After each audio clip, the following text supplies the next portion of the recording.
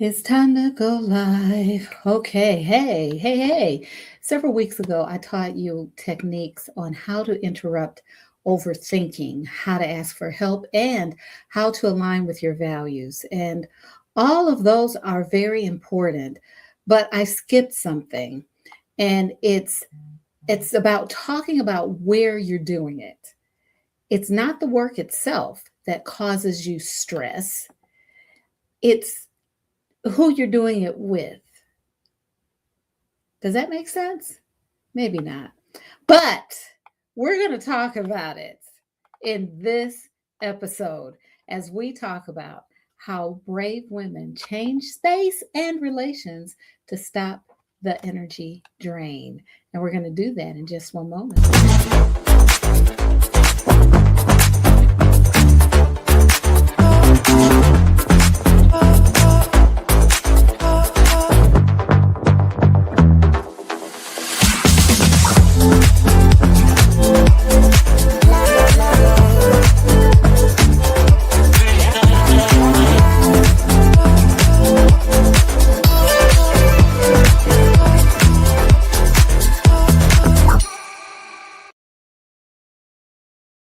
Hi there. Welcome to Stress Talk Live with Marcyline. I am so hot, you all. I've been hot all day. I've been in the house in the air conditioning, but I'm just hot.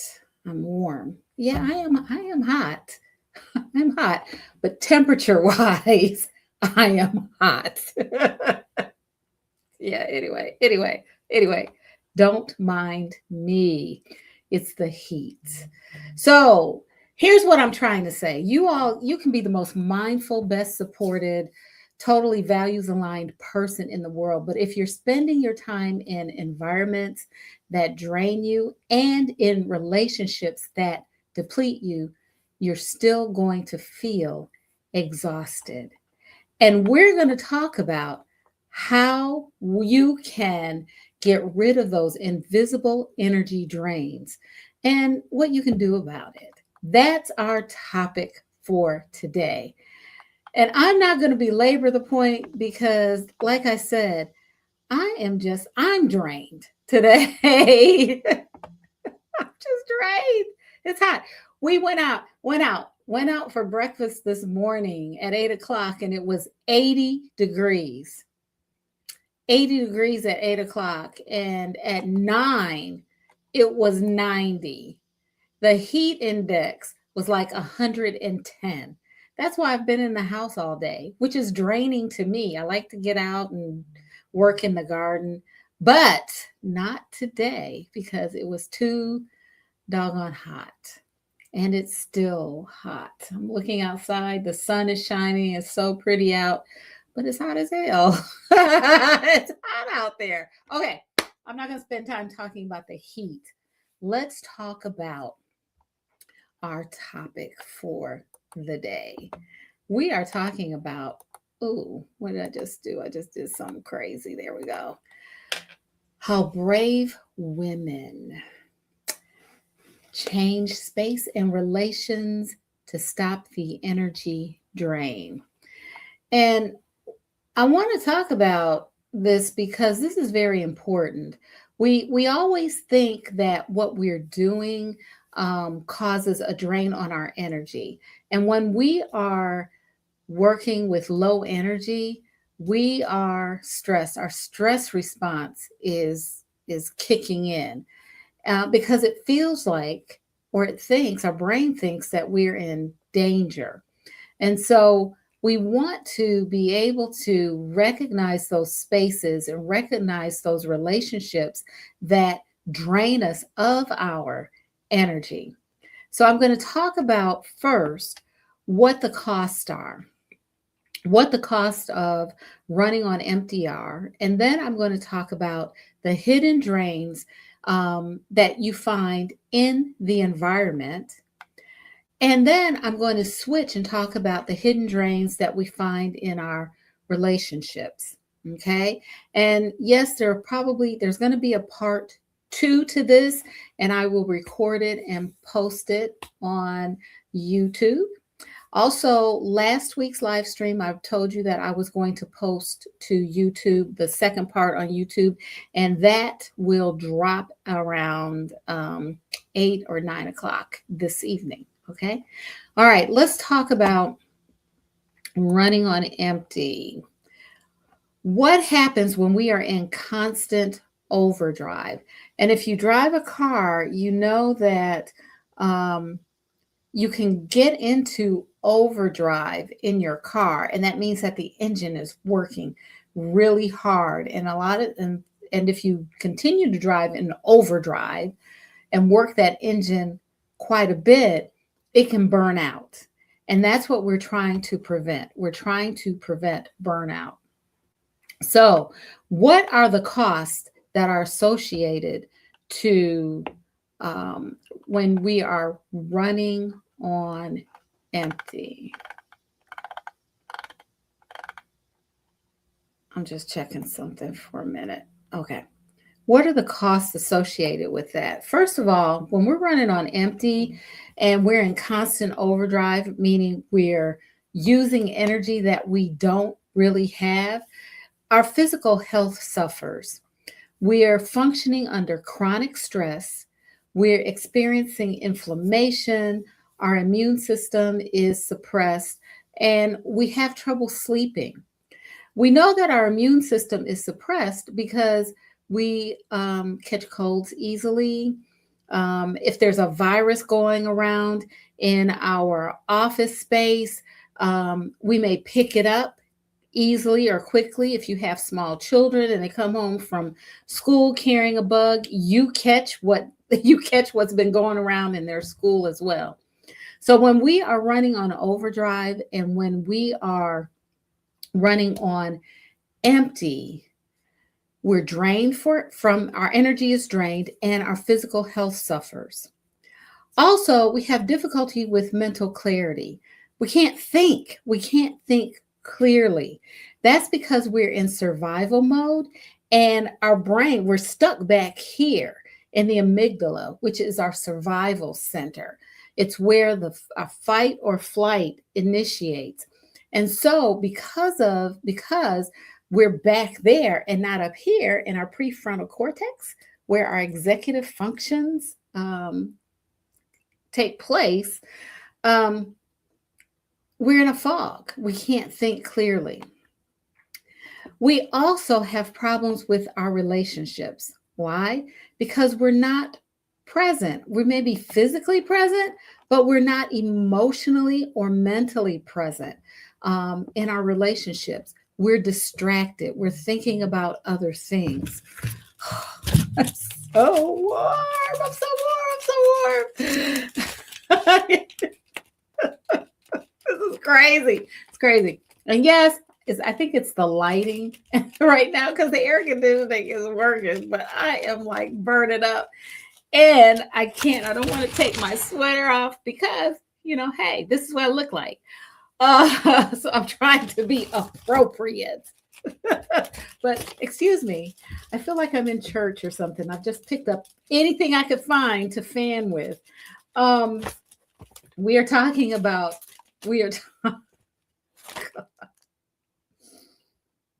this live stream is going off the rails. It's going off the rails. I apologize for that. I'm refocusing. All right. So we're running on overdrive and we are hot. We're hot as hell. Okay. The other thing that it costs us our joy when we're running on overdrive because everything that we do is an obligation. Everything that we do is an obligation. We do it because we have to and not because we've chosen to or because we want to. Our creativity suffers because we can't think, right? This is, I apologize.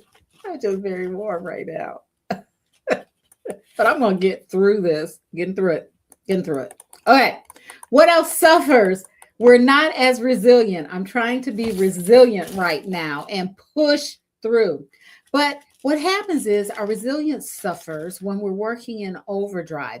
And we think that pushing through makes us stronger, but it makes us more brittle, easier to snap, like a rubber band, right? You know, I often use rubber bands as an example of resilience. You know, you can stretch and stretch and stretch a rubber band, and then when you let it, you release that stretch, it goes back to its original shape. But a rubber band that's dried out is brittle. And when we are working in overdrive, we're like that brittle rubber band where if you pull it, it just breaks because it's so dry and it's brittle. The other thing that suffers is that we kind of lose touch with ourselves when we're working in overdrive, when we're working on empty, we're running on empty. That is the problem. And that is what we're trying to prevent. And when we are in spaces and when we have relationships that drain us and we're not aware of it, we are often running on empty and running in overdrive. So let's talk about those hidden drains that we find in the environment. In our environment. I have a fan around here somewhere, but I just have to use this for now. Okay. Let me share a few questions. When we're in a space, our nervous system is constantly scanning that space.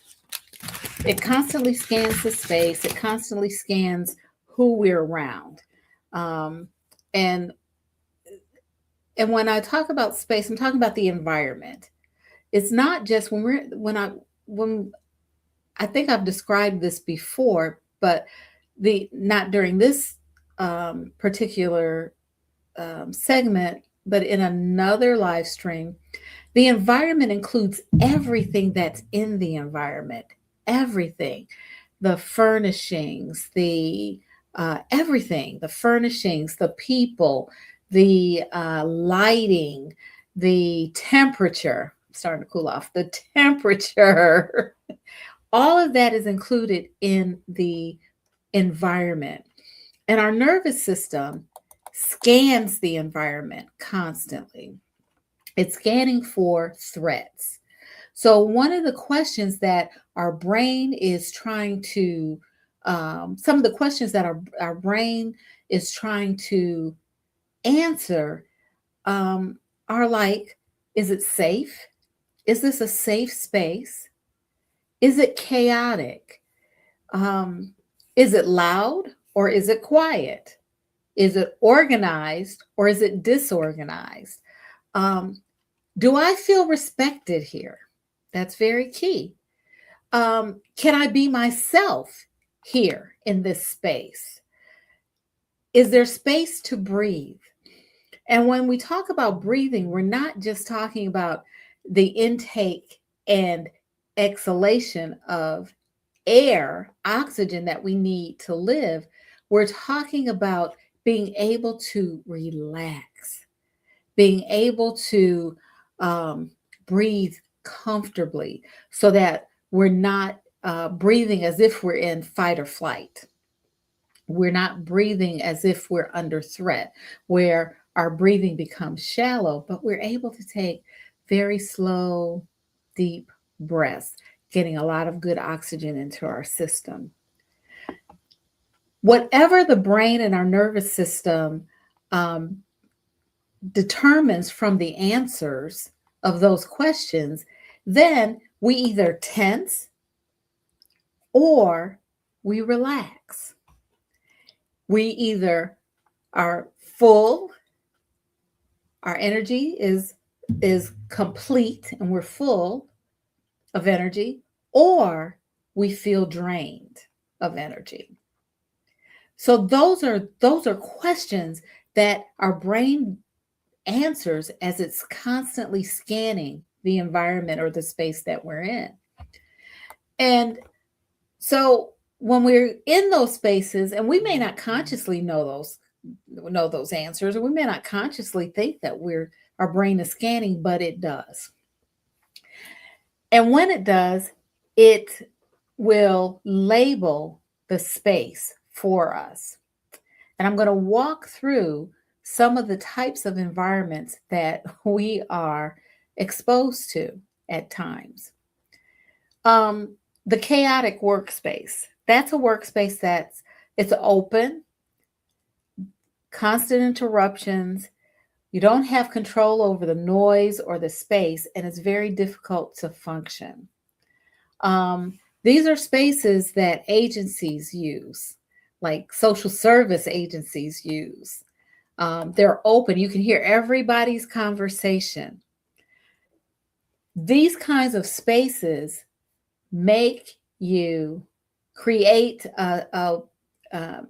create an environment that causes your nervous system to constantly be on alert. You're constantly waiting for someone to come and interrupt you.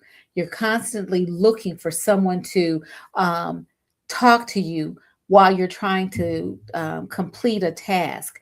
You're constantly expecting some unexpected situation to occur. It's no wonder that you're exhausted by the end of the day, because your energy has been draining all of this time in this environment, because you're trying to manage all of those different things.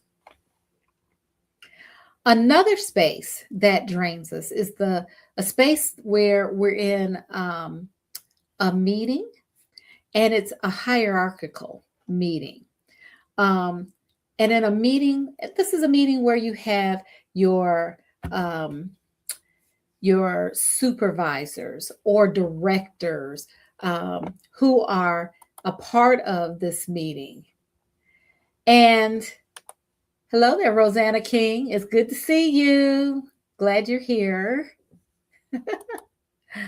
Where you have these, your supervisors are there. In these kinds of meetings, you may be expected to perform. You have to appear confident, and you can't just be yourself. You have to manage how you come across to them. This means that you're constantly reading the room, and you're being someone or a part of yourself, but not totally yourself. This can be exhausting as well. And I've been in meetings like that. Yes, I've been in meetings like that. There's also, what happens when you're at home? Your home can be a space that's draining too, especially when it's cluttered, when things are not in its place, where laundry has piled up, where there's dishes in the sink. Your nervous system is reading that there's unfinished things that need to be done. And you can't relax because there's work to do. There's more work. There's more work to do. So we're talking about spaces that cause us to drain, causes our energy to drain. I've talked about the chaotic workspace, the hierarchical meetings room, the home that's cluttered. What about spaces that you don't belong? You can be in a room full of people, and you're the only. You have a different background, a different perspective, a different identity. You look different than everyone else in the room. And you're constantly monitoring. Your brain constantly monitors, because you're very aware that you stand out just by virtue of who you are, what you look like, what you sound like. because you're different. Those are spaces where it is extremely exhausting, extremely tiring, and it drains your energy very quickly. What about a space that doesn't match your aesthetic? For example, if you're in a space that has fluorescent lights, but you do better in natural lighting, or in a building that is cold and institutional looking, where there are cinder block walls that are painted in not even white, they're painted like a, I don't know, a beige color. And there's no softness, there's no beauty, there aren't any plants. It's just very cold and sterile looking. The nervous system looks at this as hostile, right? And it looks at it as if it's not a warm place to be. So these are environments that are very, very draining. So how can you this week, how can you assess the environments that you're in? First of all, I want you to pay attention. Just pay attention. You don't have to change anything. You don't have to feel as if you have to alter anything, but just pay attention. Which environments make you feel heavier? These are environments where you might feel a drop in your energy. Is it in a particular room? Is it a particular building? Is it in a particular type of space? Which environments make you feel lighter? These are environments where you feel a boost of energy, where you feel as if you can breathe, excuse me, and where you feel like you can be yourself. What environments are you in that make you feel that way, lighter? And then I want you to just think about what's the difference between the two, the environments that make you feel heavier and the environments that make you feel lighter. What's the difference?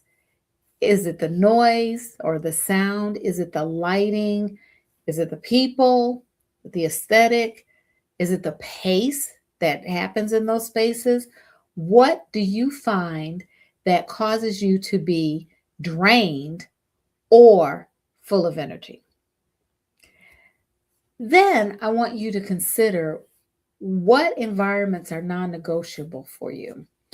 I know you have to be in your home, you have to be in your workplace, but think about it. Which ones are non-negotiable? And how can you make those spaces more inviting and less draining? Okay. So we've talked about the environments that cause hidden drains. Let's talk real quickly about relationships that cause hidden drains. You can tell I've cooled off, right? Because I'm not fanning with the first thing I found. So let's talk about relationships. How do we choose relationships? Here's some questions or some ways that we choose our relationships. We choose relationships based on family obligation. I mean, this is my mom, this is my dad, this is my sister, my cousin, my brother. We are family. We're related in some way. And so essentially, we don't choose them, we are connected to them, right? But it's, yeah, you get it.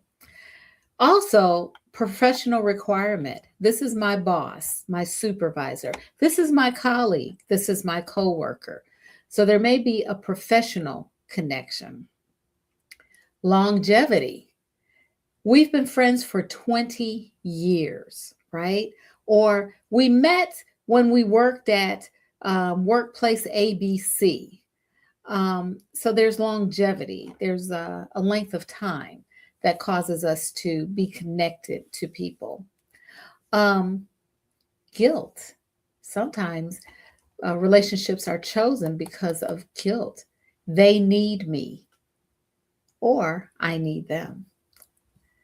And there sometimes relationships are chosen because of hope. Maybe if I try harder, this will get better. I'm going to hang in there to see if it does. Okay. The thing about energy, about relationships, is that they can drain us also. And I want to run through this list as well. There's the one directional relationship, and that means that you're always giving. You're the one who's always giving. You listen to their problems, you offer support, you're always showing up for them. But when you need something, you can't find them, they're unavailable. It's not reciprocal. They use you up, but they're not there for you. It is not reciprocal. There's also the person who requires emotional labor. This is the person who is constantly in crisis or constantly negative.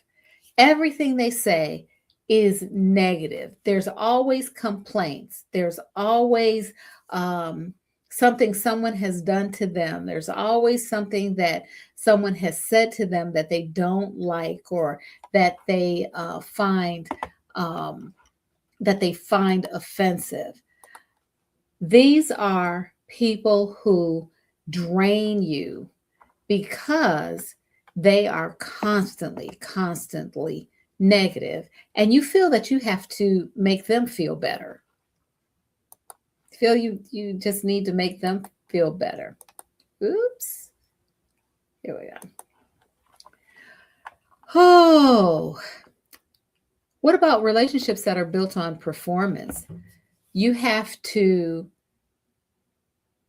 do something a certain way when you're with this person, and you're constantly working on being enough, proving yourself. That can be exhausting as well. What about the boundary crossing relationship? They're always asking for stuff. They overshare, they're in your business, they disrespect your limits. And when you try to set boundaries, they get hurt or angry. So you don't want to hurt anybody. You don't want anyone angry with you. So you just let them cross the boundary. What about relationships that are competitive or comparative? So instead of feeling supported, you feel like you're being judged, or you recognize that everything is a competition or a comparison. And you feel like you're either trying to prove yourself constantly, or you feel like you have to be on guard, because no matter what you say, what you do, that person is going to either compare or be competitive. They have to do a one up. It's like a one upmanship. What about relationships where you feel obligated? You don't really like them, you don't want to be around them, but you just feel obligated to maintain the relationship. I know that some of us have been in those relationships, but you feel guilty, but you just don't care to be in a friendship or a relationship with them. There's also relationships where you're not safe, um, physically, emotionally, and mentally. You can't be honest about it, and you can't be vulnerable, and you can't mess up. You have to be perfect, and you're constantly on edge. Those relationships are abusive. Okay. So, what I'd like for you to do this week is try to identify energy draining relationships. Here's some questions that you can ask. Ask yourself, which relationships make you feel heavier? Okay. Like, who do you dread seeing? Who leaves you feeling drained? And which relationships do you avoid if you can? Which relationships make you cause you to feel lighter? Who do you feel genuinely happy to see? Who can you be yourself with? And Which relationships leave you feeling full, full of energy, energized? And then what kind of dynamic is occurring in those relationships? Is it one dimensional? Are you performing? Are you managing their emotions? Are you walking on eggshells? Are you comparing yourself? Are they comparing themselves to you? And or are you feeling obligated? What's the dynamic in those relationships? Also ask, what are you getting from the draining relationships? How do you benefit? How is it good for you? Sometimes we stay in these relationships that are draining for a reason, because they're familiar, because we feel secure, because we're afraid of being alone. We might feel obligated. We might feel guilt. What keeps you in a relationship that is draining? And then finally, which relationships are non-negotiable and which ones are choices? I mean, we are with our family. We can't really leave our family, right? Can't leave our workplace. We could, but we have to work. So, which ones are you choosing? I don't want you to fix anything. I just want you to observe. Just observe. Whew, wow. Okay. So I am going to record for you what to do. What to do about these energy drainers, the things, the environments that drain your energy, the relationships that drain your energy. We've been talking about how brave women change space and relations to stop the energy drain. We talked about running on empty, the cost of being in constant overdrive. We also talked about hidden drains, how the environment drains us without our being fully aware, and also relationships that drain us without our full awareness. I'm going to record what to do about it and how to go about slowing the draining process, or at least finding a way to re energize yourself within these hidden drains. Oh, thank you for being so patient with me today as I was struggling with the heat. It's starting to cool off. It's starting to cool off finally. I've been hot all day, but it's starting to cool off. You all be safe out there, um, because I think a lot of us are in spaces where we're under heat advisories. Drink lots and lots of water. Stay hydrated. Stay out of the sun because the UV is very high. You can easily burn. So take good care. I'll see you next time. I'm Marcyline Bailey. That's all for now. It's a wrap.